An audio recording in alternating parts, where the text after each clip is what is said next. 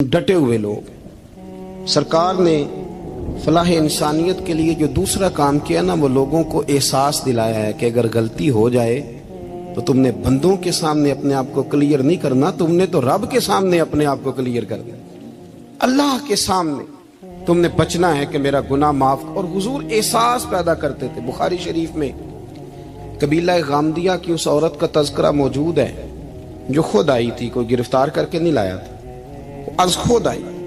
एहसास पैदा हो गया ना गुनाह का। यहाँ बहुत सारी गलतियां करके भी लोग जब अपनी बात करते हैं तो कहते हैं कभी याद तो नहीं किसी के साथ ज्यादती की हो, याद तो नहीं कभी किसी का, भाई आपने इतने बड़े वली होने का दावा कर दिया। इंसान तो इंसान रहता है। बड़े बड़े लोग कह गए कि या अल्लाह अगर अनजाने में भी भूल गए हैं तो हमसे दरगुजर फरमा, लेकिन जब हम तैयार ही नहीं मानने को।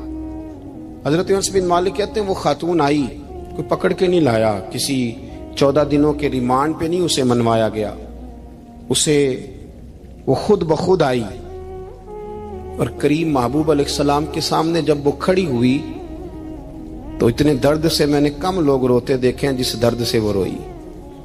अर्ज करने लगी, हुजूर मैं गलती कर बैठी हूं, मुझसे जिना हो गया, मुझे पाक कर दे। तो महबूब करीम अलैहिस्सलाम ने फरमाया तू कैसे साबित करेगी तूने गुनाह किया? यानी मुजरम को साबित करना पड़ रहा है कि मैं गुनाहगार। ये वो कमाल है कि इंसानों को एहसास होने लगे कि यहाँ हम गलत हैं। जब एतराफ़ जुर्म होता है, जब बीमारी की तशखीस होती है तो फिर उसका इलाज भी हो जाता है। हजरत अनस बिन मालिक कहते हैं वो अर्ज करने लगी, हुजूर मेरे पेट में नाजायज बच्चा है। हुजूर ने फरमाया जा, जब बच्चा पैदा हो तो फिर आना। वो 8 माह के बाद आई तो उसकी गोद में फूल सा बच्चा था। हुजूर ने फरमाया वापस जा, जब रोटी खाने लग जाए तो फिर आना। वो 2 साल 2.25 साल दूध पिलाती रही। फिर जब आई तो बच्चे के हाथ में रोटी का टुकड़ा था। करीम महबूब सल्लल्लाहु ताला अलैहि वसल्लम से आके जब उसने बात की तो वो दर्द से रोई, कहने लगी या रसूल अल्लाह 3 साल होने को हैं, मैंने गुनाह किया है, मैं सारी रात सो नहीं पाती। हुजूर तड़पती, अगर इस हाल में मर गई तो अपने रब को क्या मुंह दिखाऊं, मुझे पाक कर दे, मेरे हाल पे रहम फरमाए। महबूब करीम सल्लल्लाहु अलैहि वसल्लम ने बच्चा एक सहाबी को दिया, फरमाया बच्चों की तरह पालना, और कहा इसे ले जाओ, पत्थर मार मार के इसे संसार कर दो। सहाबा कहते हैं उसे पत्थर लग रहे थे और हुजूर बेचैनी के साथ टहल रहे थे। आके खबर दी, हुजूर वो तो विसाल कर गए, इंतकाल हो गया। फरमाया यहां तक तो बात उसकी थी। हजरत अनस बिन मालिक कहते अब महबूब करीम ने सहाबियात से फरमाया उसे गुस्ल दो, कफन पहनाओ, जनाजा तैयार हो जाए तो मुझे खबर करना। हजरत अनस बिन मालिक कहते हैं गुस्ल हुआ, कफन हुआ, जनाजा तैयार हुआ तो हैरान हम तब हुए जब मेरे महबूब ने फरमाया सफ़े बनाओ, मैं खुद जनाजा पढ़ाऊंगा, मैं खुद जनाजा पढ़ाऊंगा। और सरकार ने जनाजा पढ़ाया तो एक शख्स की जुबान से निकला, हुजूर इस मलऊन का माज़अल्लाह जनाजा जिसने नाजायज बच्चा जना, इसके लिए आप दुआ कर रहे हैं, जनाजा पढ़ा। हुजूर फरमाने लगे खामोश हो जाओ, तुमने गुनाह देखा है उसका एहसास नहीं देखा, तुमने गलती देखी है लेकिन उसकी तौबा का अंदाज नहीं देखा। और साहिब कंजुल उम्माल ने ये लफ्ज नकल किए हैं कि करीम महबूब फरमाने लगे उसने तो ऐसी शानदार तौबा की है कि अगर मैं अपनी सारी उम्मत में बांट दूं तो अल्लाह सब की मगफिरत फरमा देगा। एहसास जब पैदा हो जाता है ना अपने दिल के अंदर कि यहाँ मैं गलत हूं। इन्नल आब्दा इज़ा तारफा सुम्मा ताबा ताबल्लाहु अलैहि औ कमा क़ाल नबी सल्लल्लाहु अलैहि वसल्लम, रवाहु मिशकात। हुजूर ने फरमाया जब कोई बंदा कहता है ना अल्लाह मैं भूल गया था, और फिर वो तौबा करता है तो रब उसकी तौबा को फौरन ही कबूल फरमा लेता है। हजरत अब्दुल्ला बिन हुज़ाफा जिहाद कर रहे थे, रूम के ईसाइयों ने गिरफ्तार कर लिया। 1000 आदमी ने मिल के पकड़ा, गिरफ्तार नहीं होते थे सहाबी। 1000 आदमी ने घेरा डाला, गिरफ्तार करके ले गए। और जब बादशाह के सामने गए तो वजीर कहने लगा बादशाह बंदा बड़े काम का है, अगर हमारे काबू आ गया तो फायदा देगा। सहाबी हैं हजरत अब्दुल्ला बिन हुज़ाफा, हजरत फारूक आदम का जमाना है, अगर काबू आ गया तो फायदा देगा। बादशाह कहने लगा क्यों, क्या खूबी है? कहने लगे हम 1000 आदमी थे, ये अकेला काबू नहीं आ रहा था, 1000 आदमी थे, अगर हमारी फौज में शामिल हो गया तो बहुत बड़ा जर्नैल मिलेगा। बादशाह कहने लगा कोई मसला नहीं, 2-3 चीजें होती हैं बंदे को खरीदने के लिए, खरीद लेते हैं। बादशाह कहने लगा عبداللہ جتنی دولت تجھے چاہیے میں تجھے دے دیتا ہوں، میرے لشکر میں آ جا، معاذ اللہ اسلام چھوڑ دے۔ حضرت عبداللہ بن حذافہ کیا فرماتے ہیں بڑا تو بیوقوف ہے، میں نے دولت کمانی ہوتی تو مدینے میں بیٹھ کے تجارت کرتا، میں دولت کمانے نہیں نکلا، میں تو رسول اللہ کی رضا کمانے کے لیے نکلا ہوا ہوں۔ دولت کمانی ہوتی تو کسی مارکیٹ میں ہوتا، میدان میں آنا تھا، شہادت ہے مطلوب مقصود مومن، نہ مال غنیمت نہ کشور کشائی، یہ دولت تو لونڈی ہے رسول اللہ کے دروازے کی، یہ تو پیچھے پیچھے پھرتی ہے نبی پاک کے غلاموں، یہ کمانی ہوتی تو میں کسی مارکیٹ میں ہوتا، میدان میں تھوڑا ہوتا۔ عبداللہ بن حذافہ سے دوسری چال چلی، کہنے لگے میاں عہدہ جو تجھے چاہیے، میں بادشاہ ہوں، میرے نیچے جو عہدہ تو کہے گا وہ تجھے مل جائے گا۔ حضرت عبداللہ بن حذافہ کہنے لگے شاید تجھے پتہ نہیں میری تعریف کیا ہے، شاید تو جانتا نہیں میری تعریف کیا ہے۔ کہا صاحب کی کیا تعریف ہے؟ کہنے لگے میں رسول اللہ کا صحابی ہوں اور کائنات میں سب سے بڑا عہدہ مصطفیٰ کے صحابی ہونے کا عہدہ ہے۔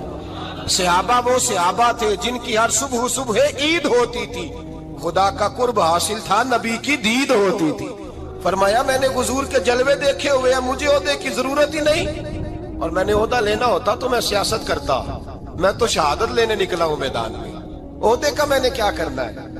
اب بادشاہ کہنے لگا اسے قتل کر دو، وزیر کہنے لگا نہیں ایک بات اور ہے، مجھے ایک چال اور چلنے دو۔ کہا وہ کیا؟ کہنے لگے میری بیٹی بڑی خوبصورت ہے، مجھے موقع دو اپنی ہی بیٹی کو سجا بنا کے، وہ جوان جس کی جوانی اتنی بڑی ہے کہ 1000 آدمی مقابلے میں کھڑا نہیں ہوتا، اس جوان کے کمرے میں رات کی تنہائی میں بنا سوار کے بی بی کو بھیجا۔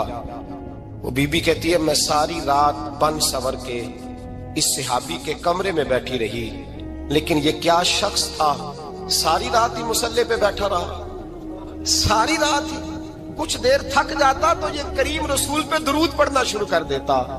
بی بی کہتی ہے سحری ہو گئی تو میں نے چھو کے دیکھا کہ انسان ہے کہ جن ہے، یہ بندہ ہے کہ فرشتہ ہے، چھو کے دیکھا۔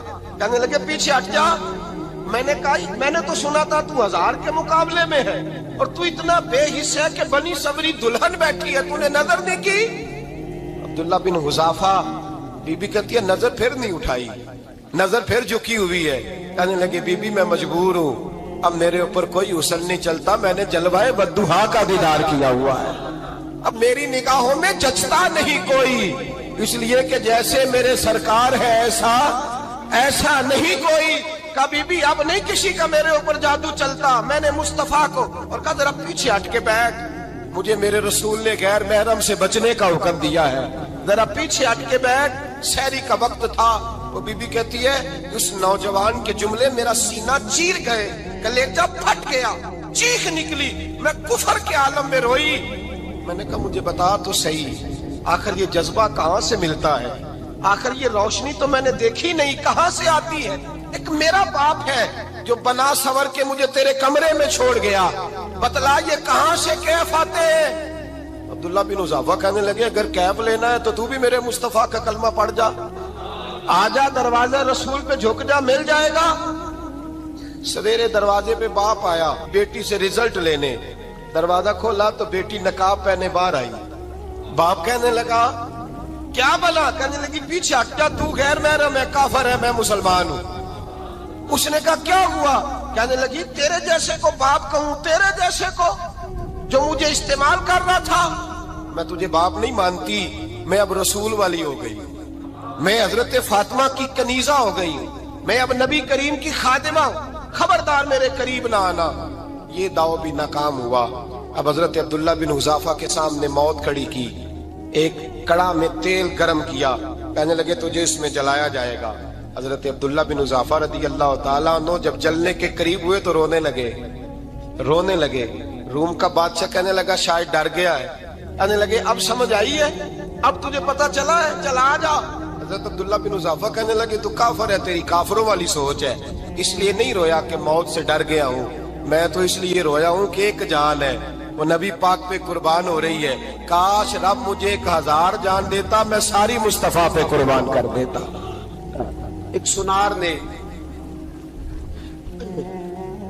گلی میں ایک یتیم چھوٹے سے بچے کو گھومتے دیکھا تو سنار بے اولاد تھا، بچے کو اٹھا کے گھر لے آیا، 18 साल उस बच्चे की परवरिश की, उसको पाला पोसा जवान किया। सुनार के पास वो दुकान पे चला जाता, वो कई दफा दुकान पे रहता, कई दफा घर में रहता। एक दफा वो दुकान पे था, बच्चा घर था, 18 साल का जवान। उसकी बीवी अकेली थी। वो जिसने मां बन के पाला था उसने उसी पे हमला कर दिया, उसका बाजू बुरी नीयत से थामा। बीवी चीखी, थोड़ी देर गुजरी तो वो नौजवान पैरों में बैठ गया, कहने लगा अम्मा पता नहीं मुझे क्या हुआ। शाम को सुनार आया, बीवी चीखने लगी, चिल्लाने लगी, कहने लगी आज अजीब बात हुई, जिसको मैंने जिगर का खून दे दे के पाला उसी ने गंदी नजर डाली।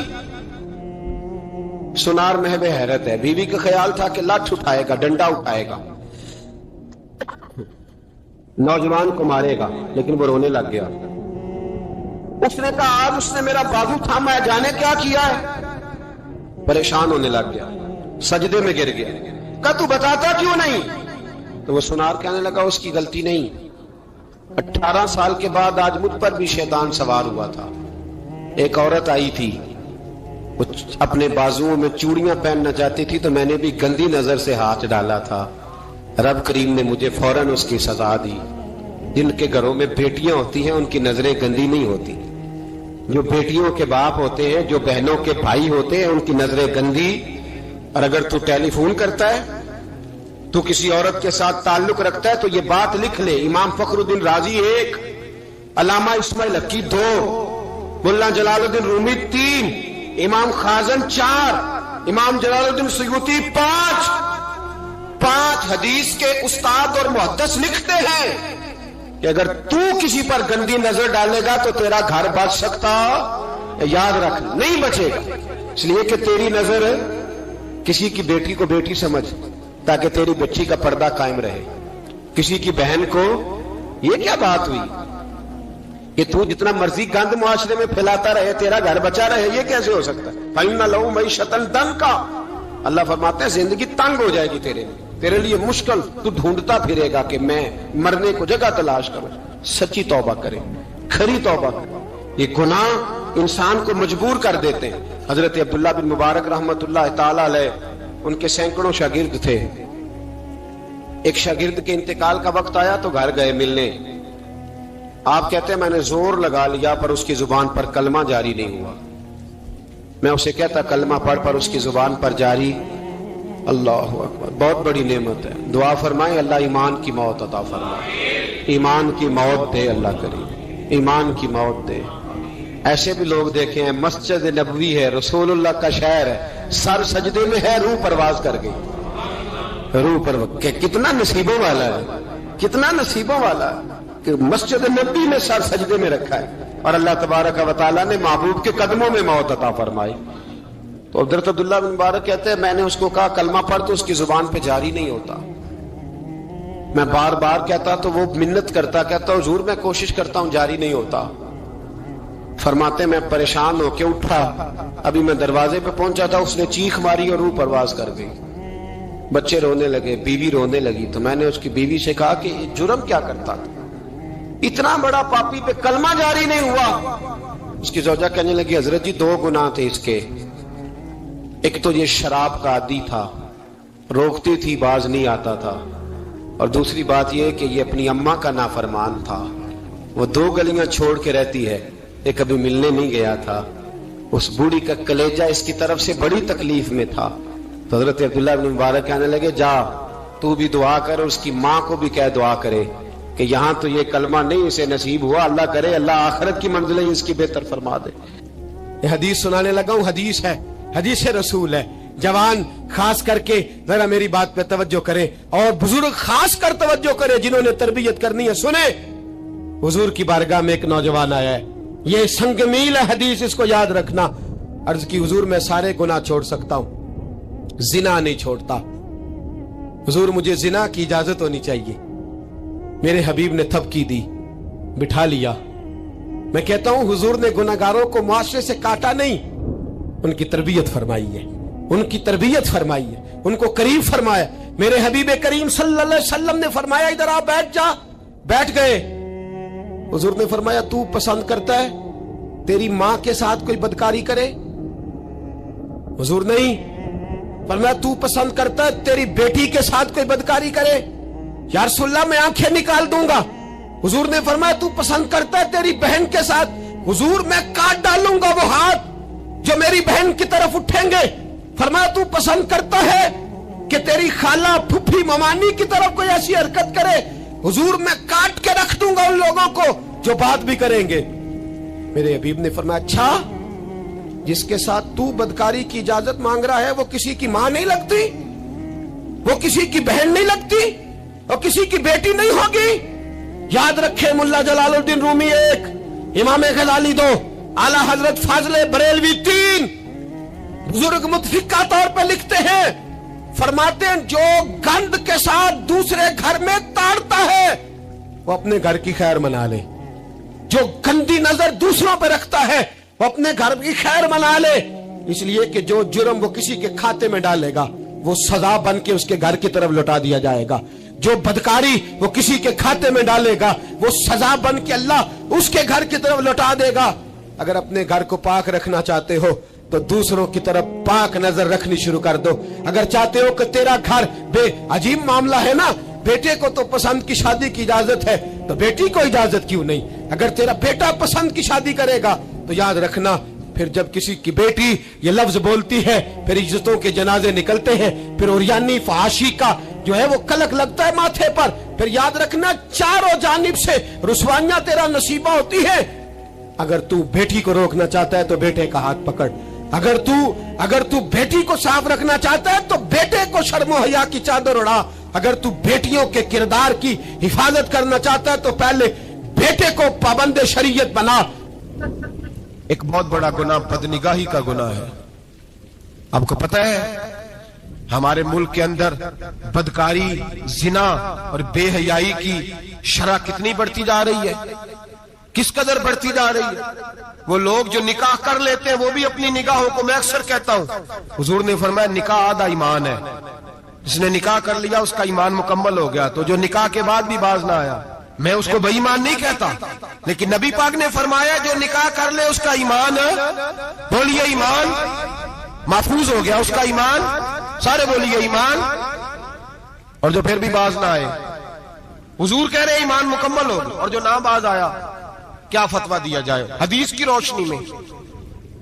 मेरे नबी पाक की बारगाह में औरतें आई तौबा करने, बैत करने, मुसलमान होने, तो हुजूर बैत लेते वक्त फरमाने लगे मेरे साथ वादा करो, झूठ नहीं बोलोगी, गीबत नहीं करोगी, जिना नहीं करो। एक औरत बोल पड़ी, कहने लगी या रसूल अल्लाह सल्लल्लाहु अलैहि वसल्लम मैं मुसलमान तो नहीं पर खानदानी हूं, मेरे घर वालों के जहन में भी कभी जिना का ख्याल नहीं आया।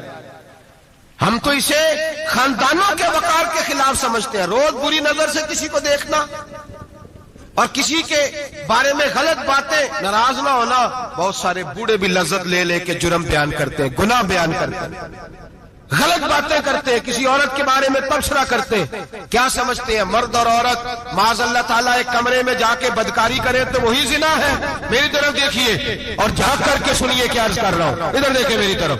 नबी पाक सल्लल्लाहु अलैहि वसल्लम ने फरमाया जिना जुबान का भी होता है, जिना कान का भी होता है, जिना आंख का भी होता है।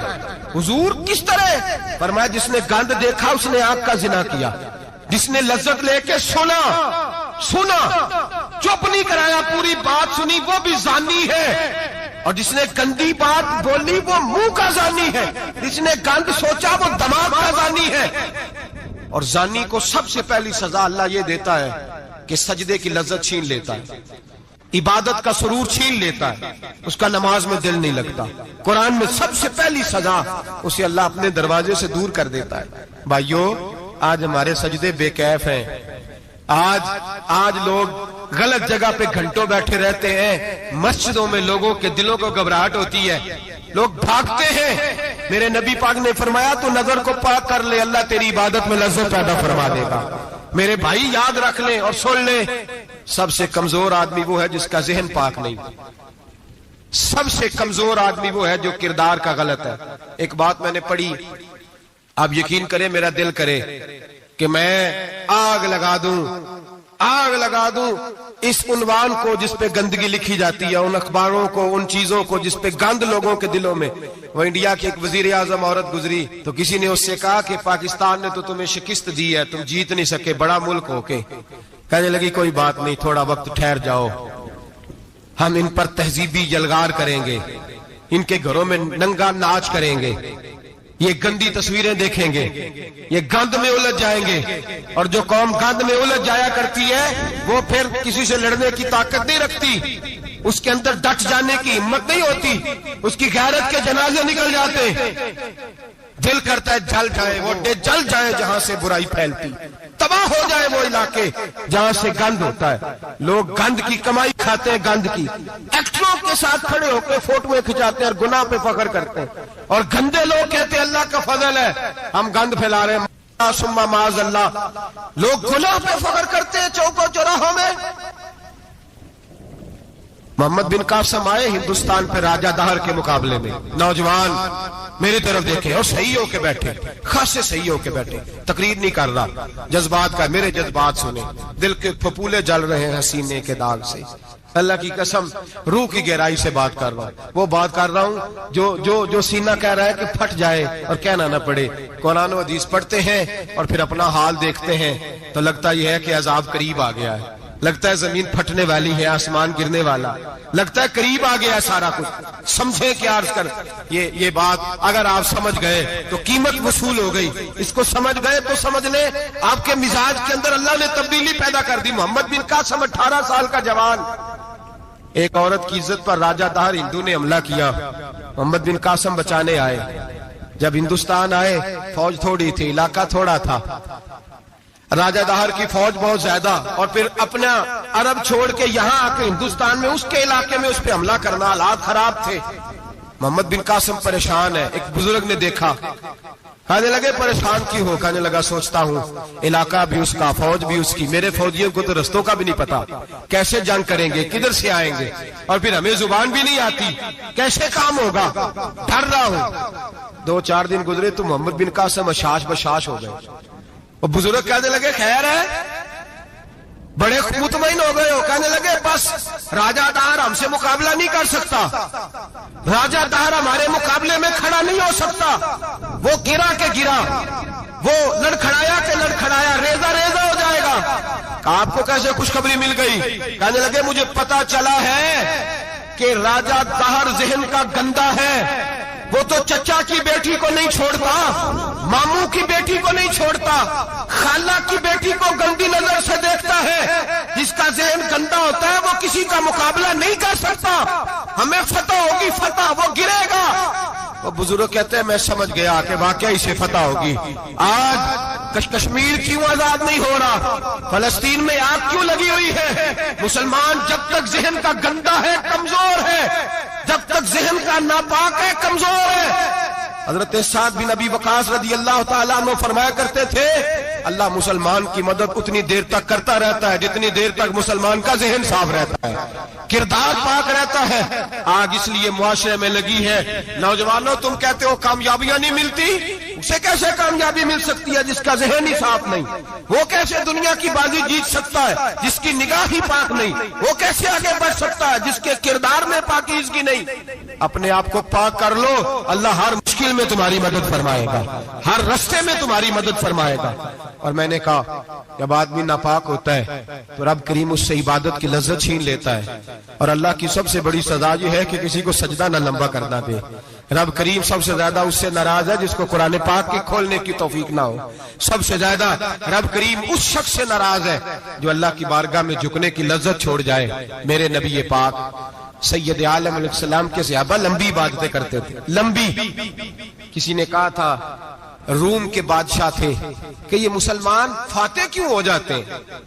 तो उसने कहा मैंने मौला अली के जमाने में जासूसी कराई थी, पता किया था कि हर मैदान में कामयाब क्यों होते हैं। तो कहते मैंने देखा ये दिन के मुजाहिद होते हैं पर रात के आबिद होते हैं। अब आगे बढ़ते हैं। कुरान मजीद ने सूरह नूर की आयत नंबर 30 में कहा कि कुल लिल मुमिनीना यगुद्दु मिन अबसारिहिम, फरमाया कि ए महबूब अलैहिस्सलाम मोमिन मर्दों से कह दो कि अपनी नजरें झुका के रखें।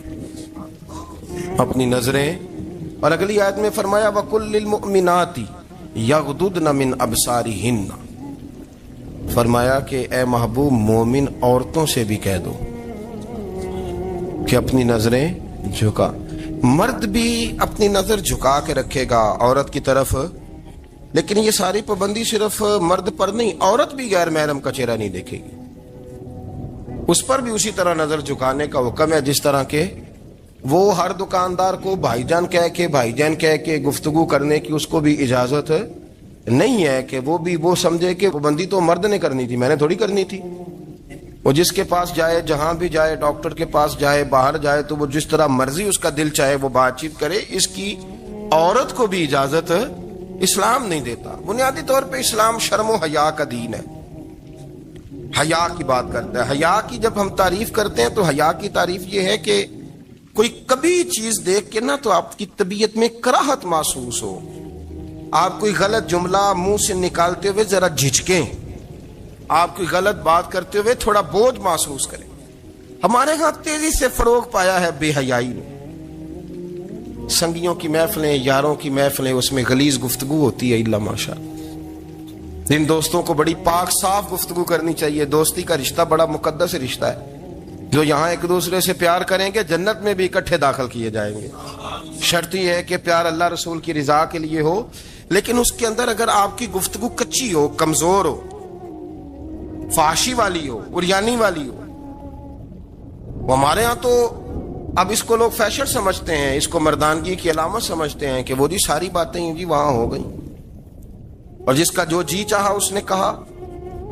آپ جب حیا کے دائرے میں ہوتے ہیں تو آپ خود بھی سکون محسوس کرتے ہیں. دیکھیں نا، آپ کو نیند سکون سے کہاں آتی ہے؟ جہاں کمرہ بند ہو، چاروں جانب دیوار ہے، اوپر چھت ہے، خالی دروازہ بھی کھلا ہوا ہونا تو جب بندہ سکون لینا چاہتا ہے تو کہتا ہے یار ذرا دروازہ ذرا بند کر دو. وہ اچھی طرح اپنے آپ کو چھپا لیتا ہے نا حیا کے پردے میں، تو اللہ اسے سکون عطا کرتا ہے. اور جو اس سے بھی زیادہ ٹھنڈی نیند میں جانا چاہتا ہے وہ کہتا ہے لائٹ بھی بند کر دو.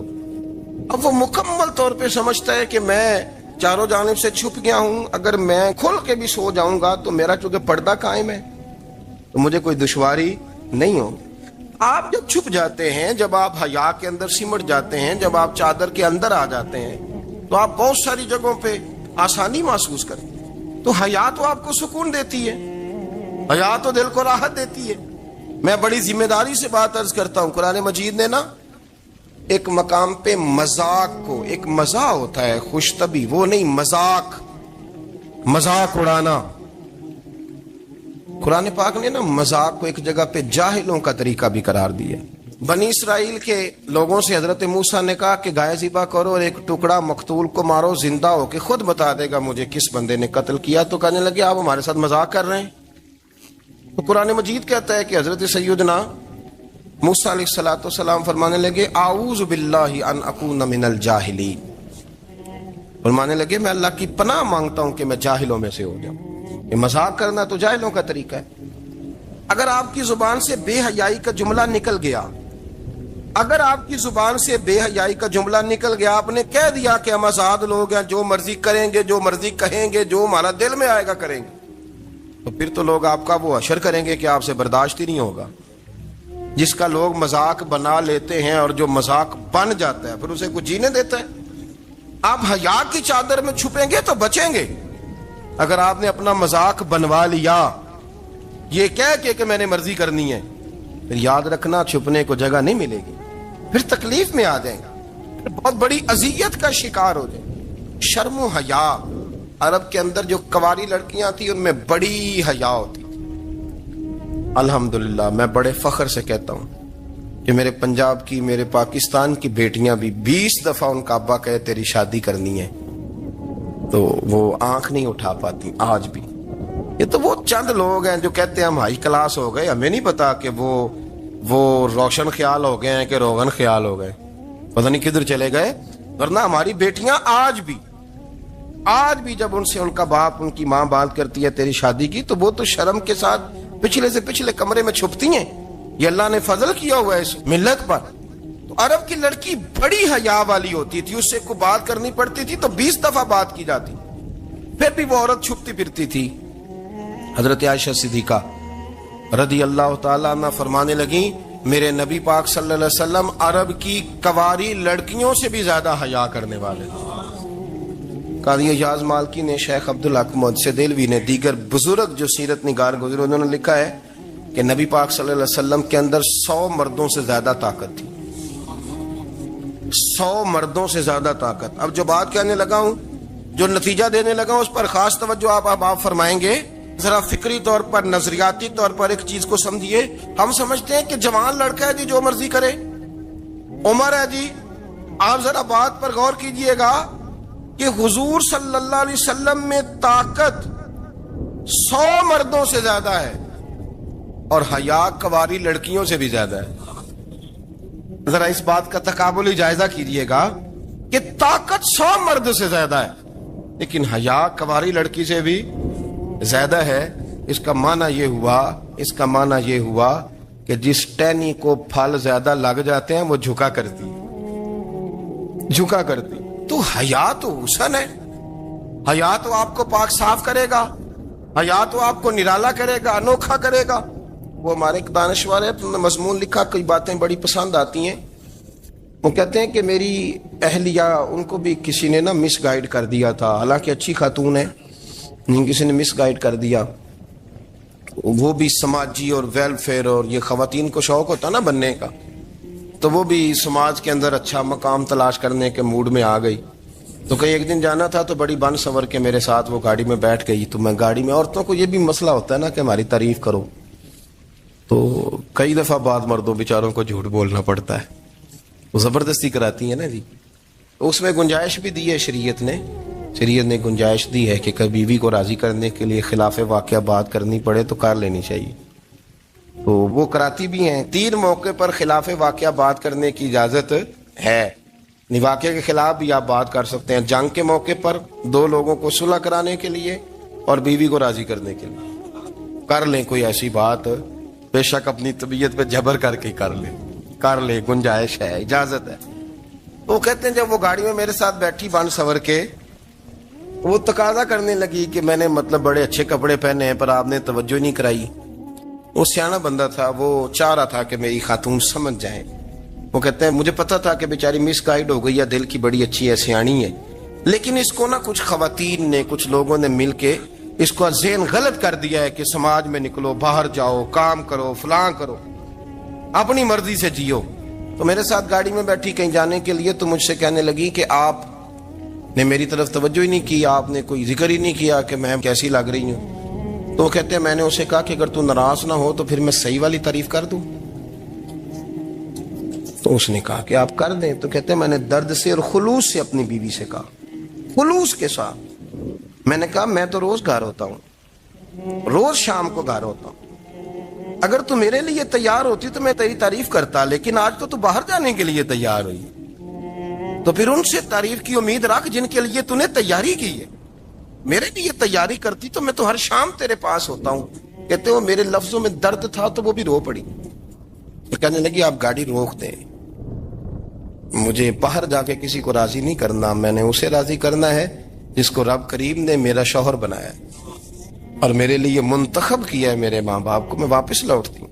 ये एक पहलू है सुलगता हुआ, इसको समझा जाए। रसूल करीम सल्लल्लाहु अलैहि वसल्लम अरब की कवारी लड़कियों से ज्यादा हया वाले थे। कवारी लड़कियों से ज्यादा हुजूर हया फरमाया करते थे। जब खाना काबा की मक्का शरीफ में तामीर हो रही थी ना, अहले अरब उसको तामीर कर रहे थे, तो नबी पाक सल्लल्लाहु अलैहि वसल्लम अपने चचा हजरत अब्बास के साथ खाना काबा की तारीफ में मसरूफ थे। तो अरब के लोग चूंकि लंबा कुर्ता पहनते थे पैरों तक, तो नीचे अगर किसी वक्त कुछ चीज नहीं भी होती थी तो किसी को वो नजर नहीं आती थी, क्योंकि पर्दा रहता था, लंबा कुर्ता पहना हुआ होता था।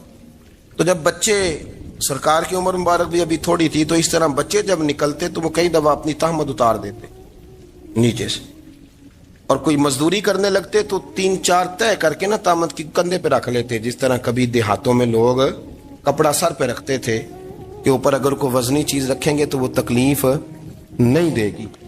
نبی پاک صلی اللہ علیہ وسلم بھی سب لوگوں کے ساتھ خانہ کعبہ کی تعمیر میں شامل تھے. تو حضرت عباس رضی اللہ تعالیٰ عنہ نے کہا حضور سے، ابھی اعلان نبوت بھی نہیں فرمایا تھا، بھتیجے آپ بھی تامد اتاریے. یہ صحیح مسلم میں حدیث موجود، اور اس کو کندھے پہ رکھ لیجیے، آپ اینٹیں اٹھا اٹھا کے لا رہے ہیں تو ذرا آپ کو تکلیف نہیں ہوگی.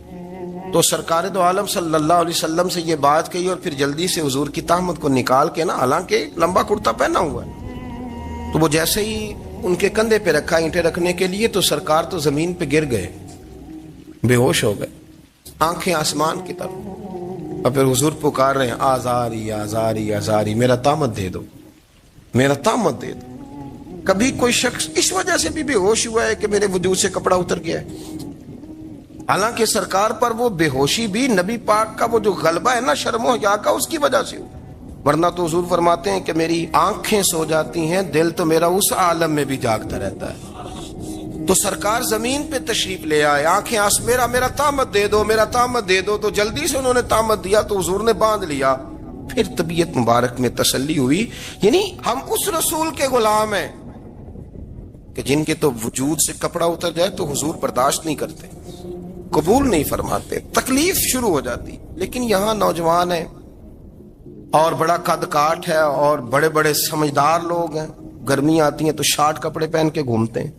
ان کو خیال نہیں کہ یہ وہ والا لباس ہے جو باہر تو کیا گھر میں اماں کے سامنے نہیں پہننا چاہیے، بہنوں اور بیٹیوں کے سامنے نہیں پہننا چاہیے. آپ کی گفتگو میں شرم و حیا ہو، آپ کے لب و لہجے کے اندر حسن ہو. آپ کو پتہ ہے نبی پاک صلی اللہ علیہ وسلم نے فرمایا میری امت میں سب سے زیادہ حیا کرنے والے عثمان غنی ہیں. عثمان غنی سب سے زیادہ حیا کرنے والے. آپ فرمایا کرتے تھے جب سے حضور کا چہرہ دیکھا ہے میں نے کبھی اپنی شرمگاہ بھی نہیں دیکھی، میں نے آنکھوں کا وضو نہیں توڑا، اور جب سے حضور کے دست مبارک میں نے بیعت کے لیے سیدھا ہاتھ بڑھایا تو پھر سیدھا ہاتھ میں نے کبھی گندگی کو نہیں لگایا. حیات. آپ باتھ روم کے اندر بھی غسل فرماتے تھے تو کپڑوں سمیت کرتے تھے. کسی نے کہا حضرت جی واش روم کے اندر کیوں نہیں کپڑے اتارتے؟ آپ فرمانے لگے باہر بندوں سے حیا کرتا ہوں، اندر جاتا ہوں تو رب سے حیا نہیں شروع ہو جاتا، وہ تو دیکھ رہا ہے نا. تو میں جو بات آپ کی خدمت میں عرض کرنا چاہتا ہوں اس کو آپ سمجھیے گا میرے عزیز، کہ شرم والا مزاج، گفتگو بھی شرم والی، آنکھیں بھی شرم والی، لباس بھی شرم والا، دوستی یاری بھی شرم والی، بہت ساری ایسی باتیں. دیکھیں نا آپ ذرا، میں نے کہا کہ باتوں کو سن کے گزر نہ جایا کریں، اس کی گہرائی پر غور کریں. حضور علم کا سمندر ہے، سرکار سے زیادہ علم دنیا میں کسی کے پاس موجود نہیں ہے، اور صحابہ کو موقع ملا ہوا ہے اس سمندر سے فیض لینے کا. لیکن ان کی حالت یہ ہے کہ حضرت علی المرتضیٰ فرماتے ہیں 14 دن گزر جاتے. حضور سے کوئی سوال پوچھنا ہوتا تھا پر میں شرم کے مارے نہیں پوچھ پاتا تھا.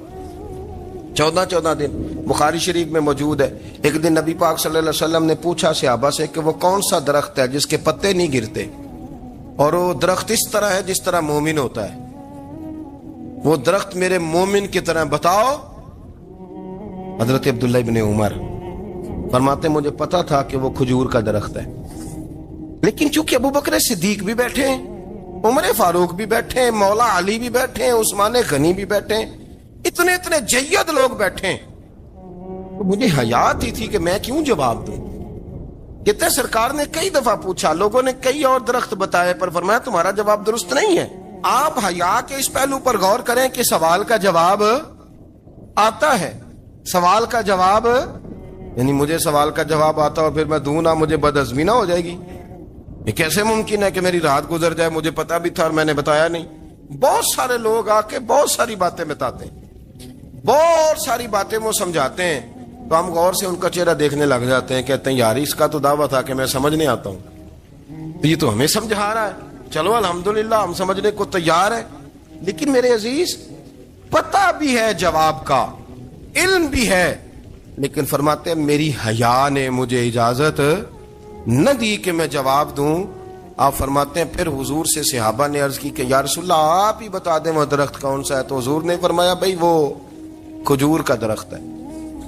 تو آپ فرماتے ہیں میں دل میں کہہ رہا تھا کہ الحمدللہ میرا جواب درست ہے، حالانکہ میں نے جواب دیا ہی نہیں.